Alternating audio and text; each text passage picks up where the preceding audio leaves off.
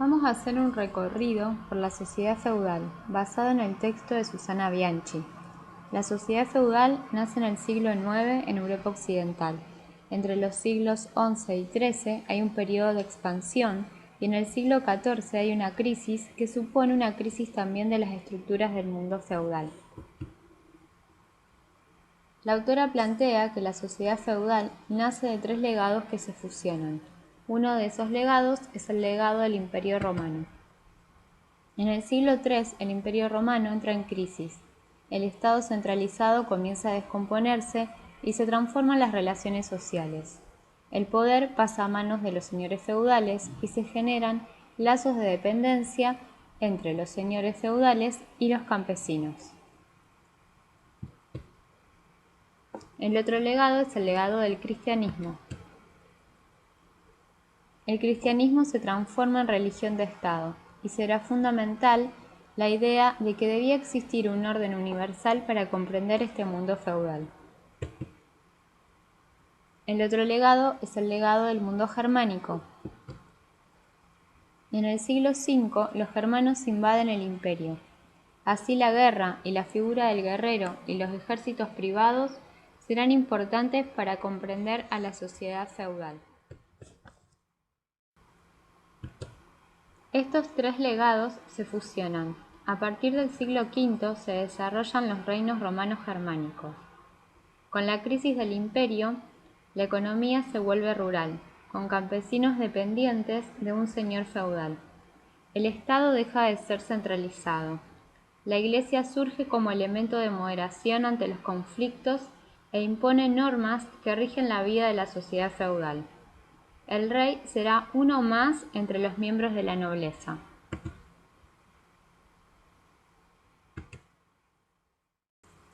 En el apartado Señores y Campesinos, la autora plantea que el feudalismo es la organización de la sociedad basada en dos grupos, es decir, señores y campesinos.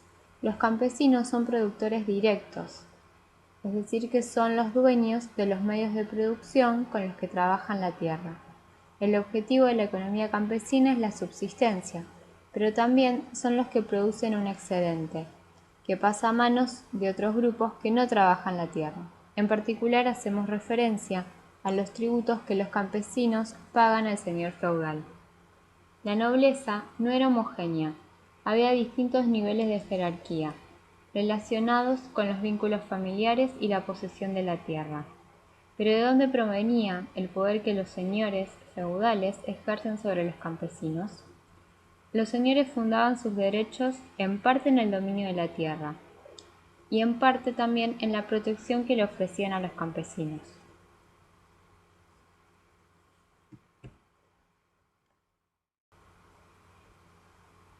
En el apartado Monarquía y nobleza feudal,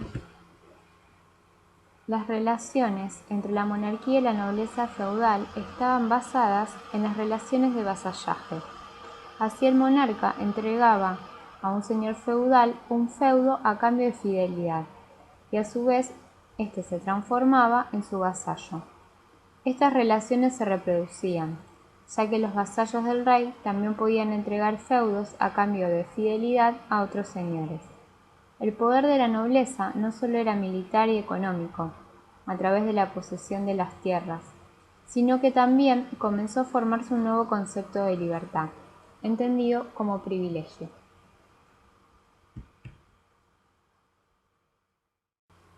La Iglesia y el orden ecuménico. En esta parte se plantea el orden universal, sagrado y por lo tanto inmutable que impone la Iglesia. Según la Iglesia, Dios había otorgado a los hombres tareas específicas que determinaban la organización jerárquica de la sociedad. En la cúspide estaban los que oraban, luego los que hacían la guerra y en la base los que trabajaban.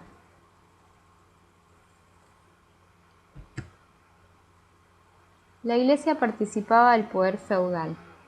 Los conflictos se relacionaban con la tensión en la Iglesia porque debían responder a autoridades religiosas y a su vez al rey, a quienes le debían fidelidad y vasallaje. Por otro lado, se destacan Algunos principios de la paz de Dios. Las autoridades religiosas tenían como misión la paz y la justicia. Y también se crea una moral acerca de la guerra. Se luchaba en contra de los infieles o los enemigos de Dios, legitimando el espíritu de la cruzada.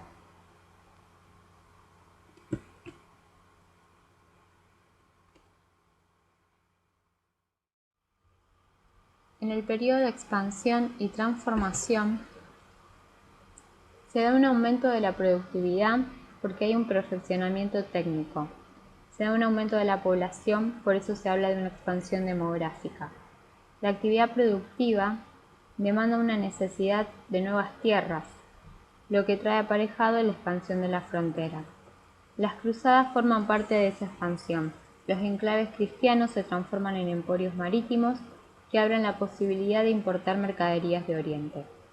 En este desarrollo mercantil aparece un nuevo actor social que es la burguesía. La burguesía empieza a diferenciarse como grupo social. Se dedican al comercio y sus actividades implican una ganancia directa en dinero, lo que también los posicionaba diferente frente a la nobleza. Veremos luego cómo este grupo comienza a modificar la estructura social feudal.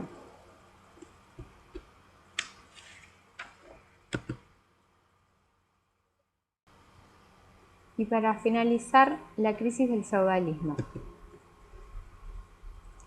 En este apartado se describe la crisis que generó muchos cambios en las estructuras feudales. Hay una disminución de la producción, hambrunas y epidemias. La más reconocida para el periodo fue la peste negra. Se debilita el poder de la nobleza junto con una baja de las rentas feudales. La monarquía comienza a recuperar poder. También se suma en este contexto la Guerra de los 100 años.